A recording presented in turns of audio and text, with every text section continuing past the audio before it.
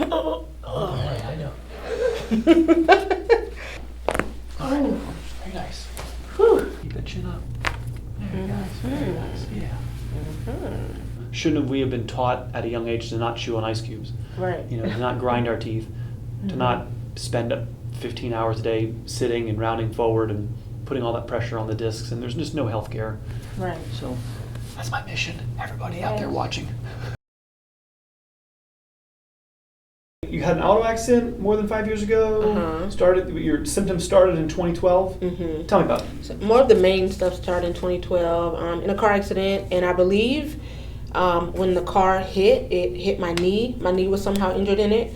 I didn't know much about MRI, so I got an X-ray, and of course they said everything looked fine, but I noticed some clicking in the knee and just random moments of pain. The knee just it was never right from that point forward, never as consistent as the left one at least. It doesn't hurt consistently, but that's where it started, and then this whole right side is pretty much like, from that point, there's been like, now this, and now that, and now this, you know, so it's kind of been building since then. In your in daily life, is the knee bothering you? Does it hurt to walk or? No. If something inflames it, it will, but it's not an everyday consistent thing. Okay. For sure. Right hip also, shoulder and neck here. Tell me about that. Just feels tight. So at the end of April, I started feeling some weird glute stuff. Okay. And then at the beginning of May, I woke up. No, it was actually in the middle of the night. It woke me out of my sleep. The pain was so bad.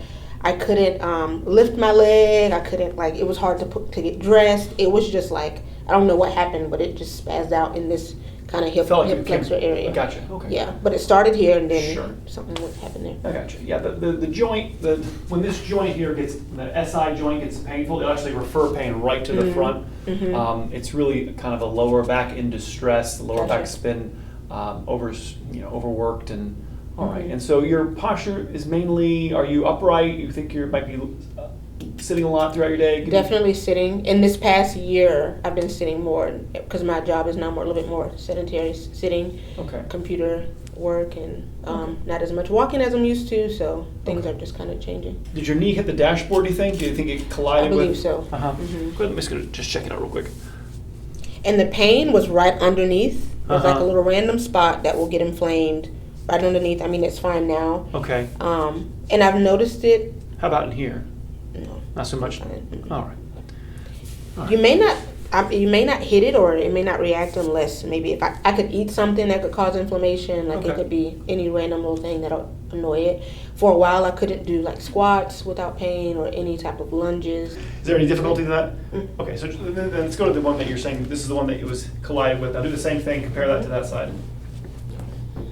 It's same. There's not any difficulty bending it? Nope. Okay. Just That's only good. when it's inflamed. Yeah. When it's not irritated, it's fine. Okay. All right, we'll check it out more than that, but let me look at your posture. Can I put your hair behind your ears? Yep. Okay. My shoulders there. Perfect. You got it. All right. Shoulders are pretty level. Give me a second. The gap, if you see the biggest, see the gap between her left arm and her body, and then her right arm and her body is a bigger gap here than there is here on your left side. And really what that is your whole torso is off to your left side. And yes, what you're saying to me, your right side is hurting. And so I'm going to exaggerate a little bit, but you're saying your torso. And so now when I'm looking at you, there's a bigger gap here. That makes sense? Right.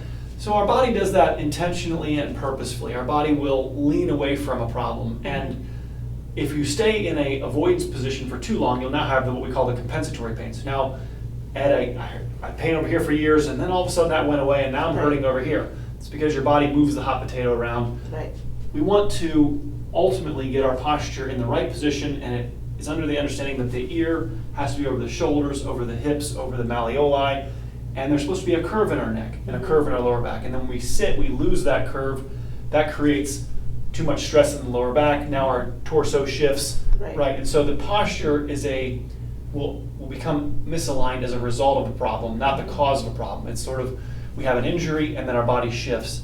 And so the purpose of an adjustment isn't to just take your torso and throw it back over here, because there's an injury over here that your body purposefully is getting away from. To get your torso lined up, what we have to do is move the stress off the lower back back to your middle back, bring the curve back in. When this no longer hurts, there'll be no reason for your torso Right. to be shifted.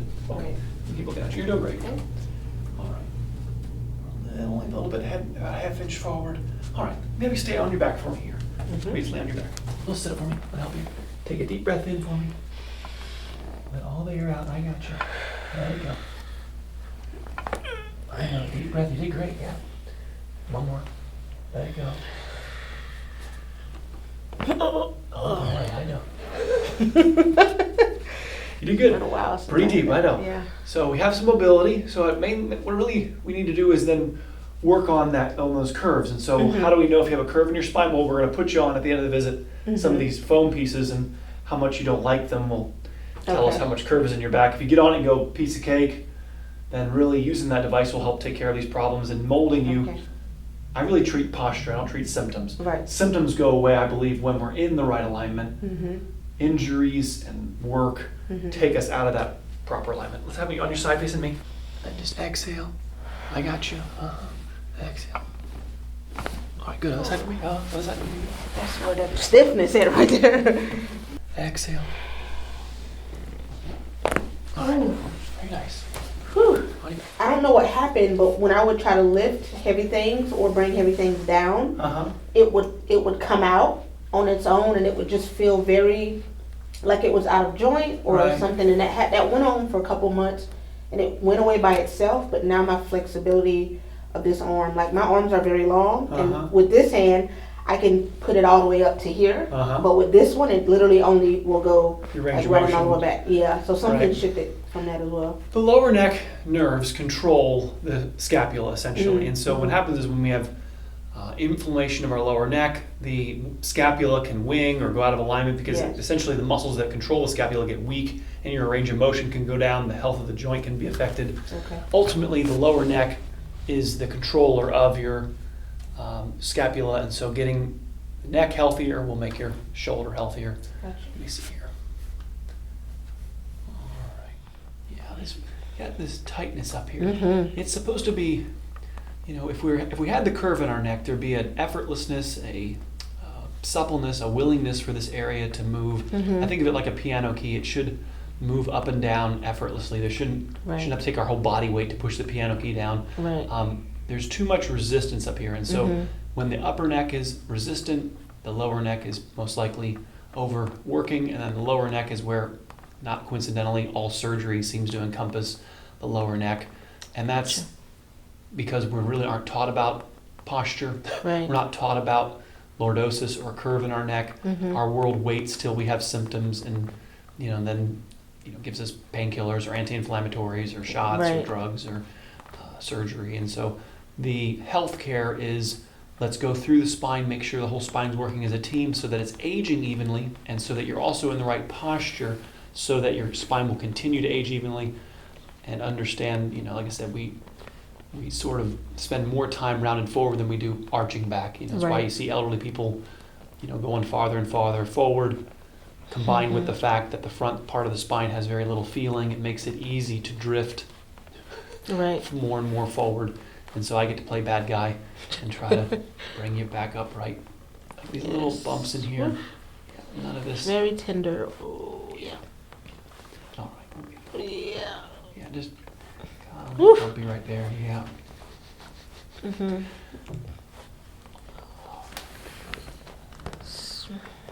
These are the roots of our neck down here. When I was getting the deep tissue, she spent a lot of time up there. I mean, she was like, you feel like a brick. So hopefully she broke through a lot of it. Yeah. I think of it, ultimately we shouldn't even need to rub the muscles. We rub the muscles insofar as once we can move as a team and then stretch, the muscles won't be tight anymore. The muscles are tight because we're not in the right position or they're guarding something. And so we can get lost. So many doctors, practitioners will get lost. We want to either work on the muscles all the time. Oh, your muscles are tight again. Let's work on them again. It's like, well, but if you're not treating the posture, or they'll be tight again. Convince the body that the injury is not going to happen again. They won't go away.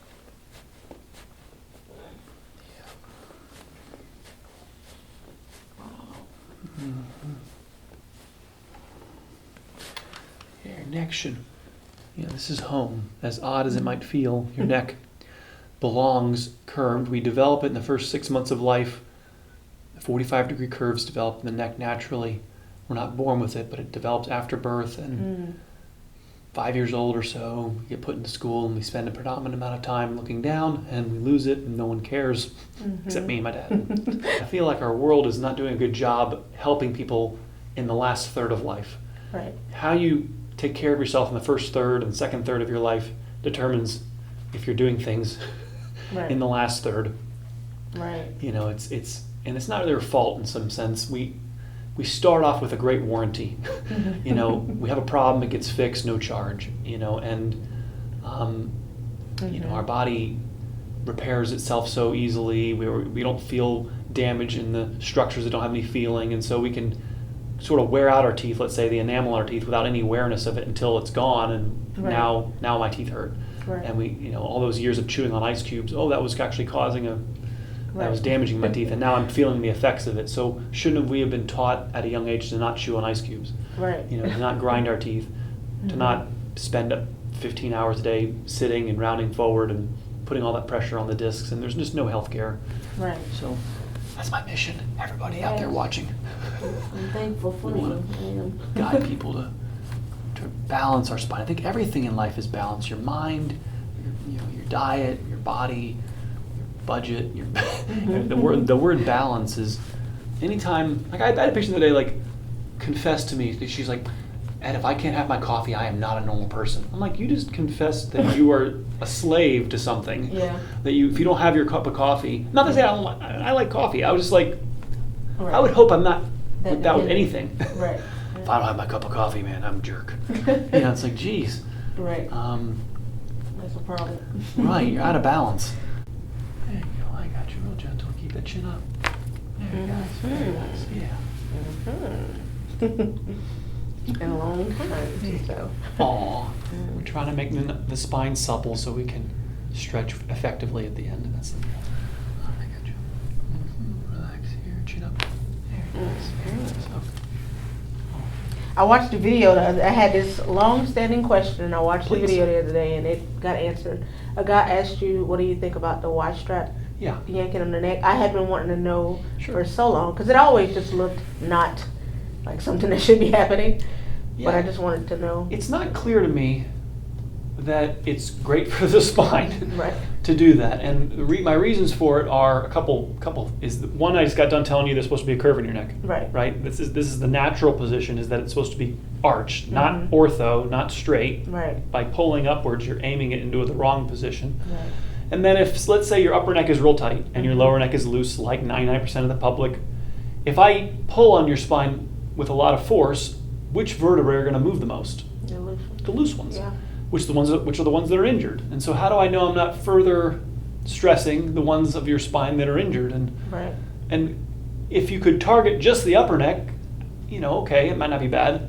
The other thing is that the discs are actually glued to the bone. So on the model, the vertebrae are actually attached to the end plate. Right. So if you have cuts in the discs and I sit there and I pull it open, you're actually like a cut on your skin. You're sitting there gaping it. Right? And would that be a good thing to do with a cut on your skin, to sit there and open it? I go, I don't know. It's not clear to me that it's a great thing to do to the spine, but I'm not saying it won't feel good, because you are taking weight off of the joint, which is going to feel good. But the difficulty with the spine is that half the spine has no feeling. Right. And so it isn't always as simple as, well, this feels good, and so it must be good for me. So it's not how diet works. Right. Otherwise I'm eating tiramisu and ice cream tonight, whatever. You can't just base everything on how it tastes, right? It's not how diet works. There's foods that are really good for you that might not taste necessarily that great. Right. So I kind of feel like that's how it works with some certain adjustments. They can feel really good, but sometimes adjusting an area that's stiff might actually not be very comfortable, right? And I liked it, but it was a little sore, because I'm moving things that are frozen, which is an effort to balance your spine. Right. The other difficulty I have with the Y strap is that it literally, there's not much skill required to do it. There was an adjustment called the crane condyle lift when I was a kid, but that adjustment is pretty specific. It's not as dramatic as these large manipulations.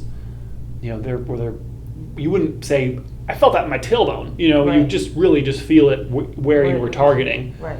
When they do the Y strap, you're pulling everything. Right. I don't know. Makes me nervous.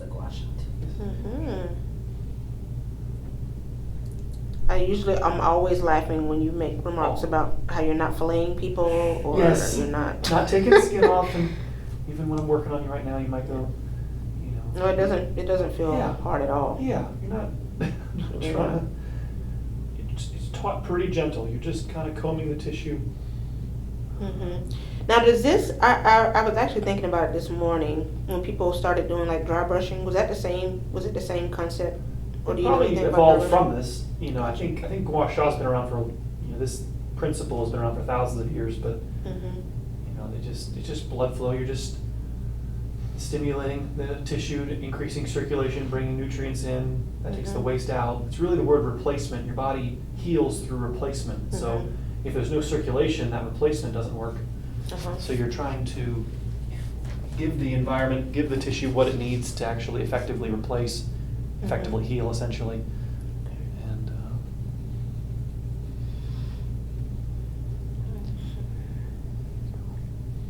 there's a lot here in your traps here. Right here. I can believe it.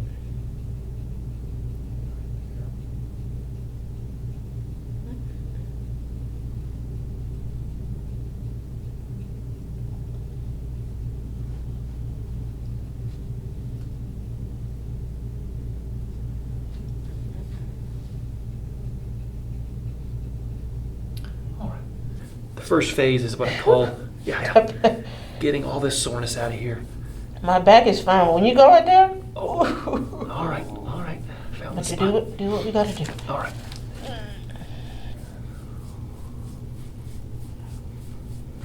There's a speed bump up top. Yes, ma'am. No, it's a mess up here. Yeah, I feel. What a difference. Oh yeah. What a difference right there. I think there's injuries back here that Yes. made your shoulder round forward.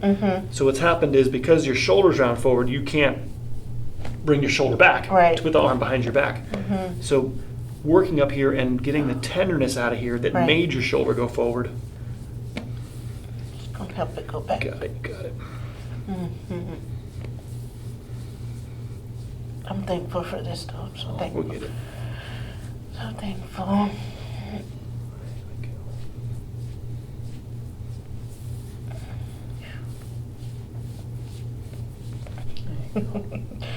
reminded of a time I went to get before I really understood deep tissue massages. I would go get normal massages. And one time they didn't ask me what level of massage I wanted, so I guess they assumed deep tissue. Right. And that lady was massaging me, and I was like, "What is this lady do?" I didn't know anything about deep tissue, but I was like, "What is this lady trying to kill me?" Like she was going so hard, and I had never experienced that before. Things happen. We fall. We're told to Is walk that it your off. elbow? Yes, ma'am. Yeah. Wow. We're It's told to so walk funny. it off. I go, no, there's no walking it off. We have to go in here and untangle it. Wow. Your elbow's very. Right there. Oh, Yes. yeah, we gotta get this cleaned up back here so you can bring your shoulder back.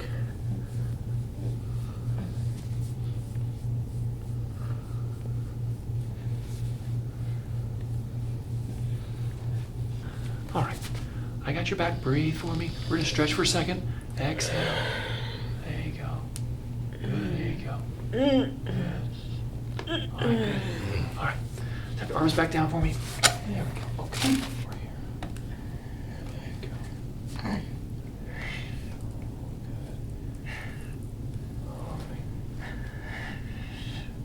Oh, this thing is no joke. Okay. There's a couple things from the video. I was like, I wonder what this actually feels like. And Oh, the roller. oh Oh. wow, yeah. Yes. Yeah, this tenderness in here is what we're gonna work on. We gotta. Yeah. This is what's causing that shift. Getting this unlocked, and we're gonna put that stretch right in here in a minute. Okay.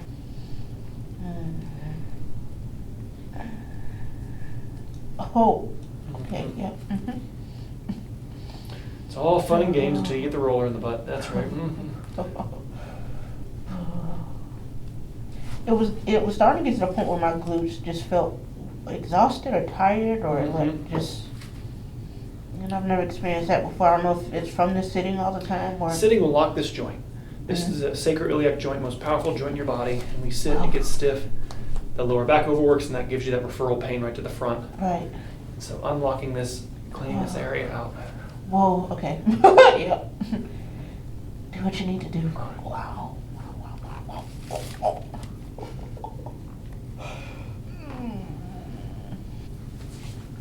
Wow. That was intense.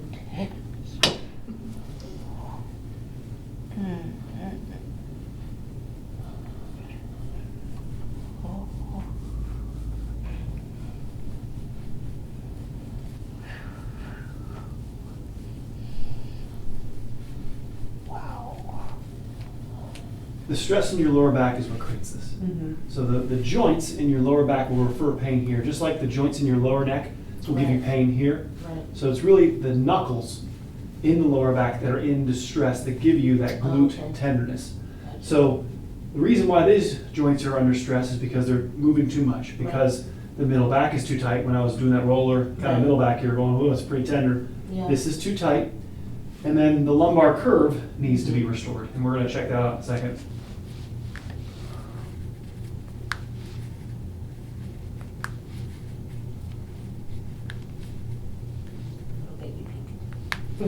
Oh, wow.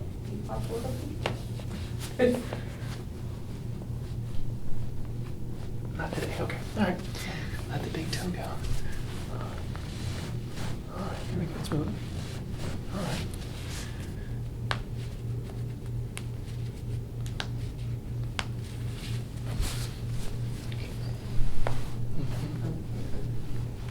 Her left shoulder feels normal. I have no tightness here. Her pectoralis muscle is not contracted. I have no graininess. I have no tight bundles. This feels like a normal, healthy shoulder. Come over to her right shoulder. Does anybody want to tell me what this band is right here? What in the world did you tear? All right, so the original tissue had a certain length. When it tears, it heals actually shorter because it's like your headphone cables. Now they're tangled, so the total length of the cable is as long. So now we have to go in here and try to untangle them. Everybody has them wireless now. Nobody. Okay. All right, but you know what I'm talking about. Back when we had wired headphones, they always tangled themselves. So this is all tangled here. And that's also, like I said, it's to me it's two things. You have an injury on the back side of the shoulder that's rounded your shoulder forward, and you have this is all, compressed and maybe tangled here on the front, and that's also holding your shoulder forward. And that it needs care. You can try to yourself stretch it out using stretches I'll show you in a minute, but to expedite it a little bit, you're going to need to go in here and try to see if you can rub this and and stretch that. Yeah. Right there it needs. You got the cables all tangled and nobody told me it.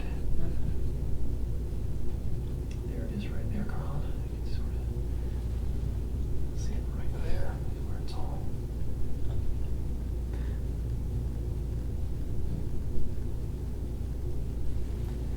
It just needs to be untangled.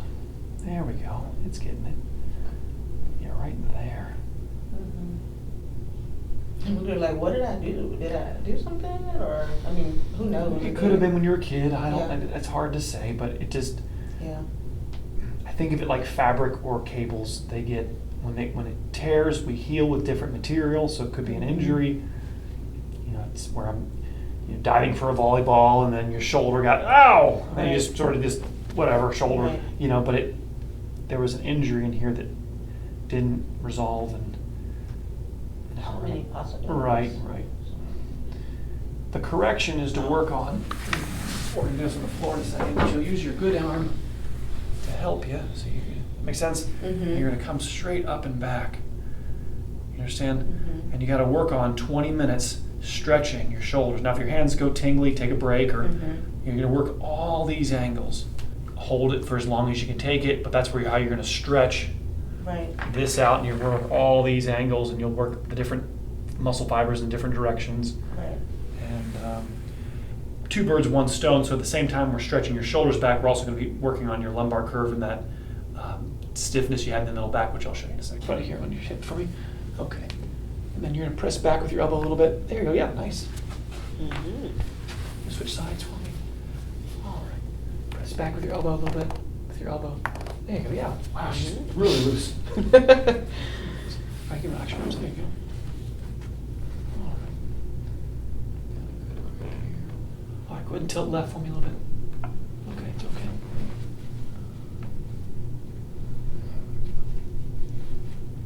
All right, go ahead and tilt your head left for me. Ooh.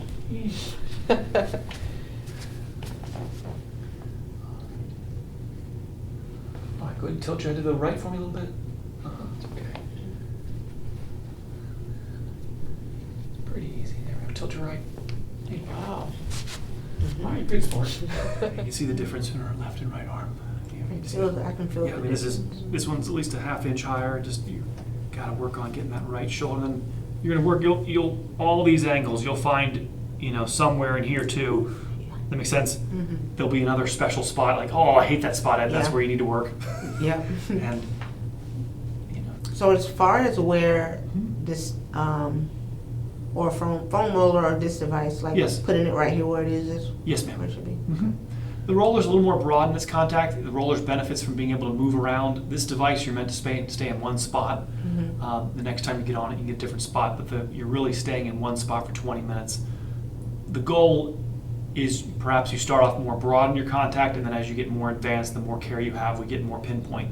And so it's really at a patient's tolerance. We're trying to ride the wave of your tolerance, try to go as deep as you can handle for the longest period of time.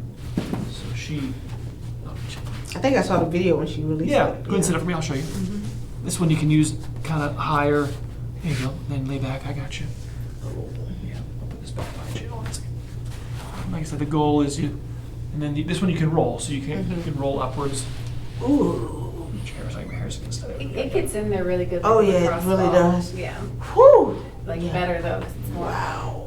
So that now you can scan the spine. You understand? Right. And you try to find the most difficult spots. Right. All of this right. should be easy, right? Right. The point of the table is to make your introduction to this, Right. Make your body easier, respond. right? When your back is all tender on the table, then obviously it's going to be tender on this device. Oh yeah. And they both work in concert with each other to get to a place where none of your back is tender. The Right. goal is that there is no dirt on the car. Right. It's all inflammation, lactic acid, and so cleaning the spine is what I think of like vacuuming. You keep making passes until there's no difficulty. Right. Right. So with this device, you can, if it's too difficult, then you can roll back the way you came a little bit, roll back down. Makes sense? And you can move around, take a break, right? Go down and attack that middle back area. Face me, same thing you did earlier. I'm just curious to see the difference here. Yeah. See the difference? Arms are now.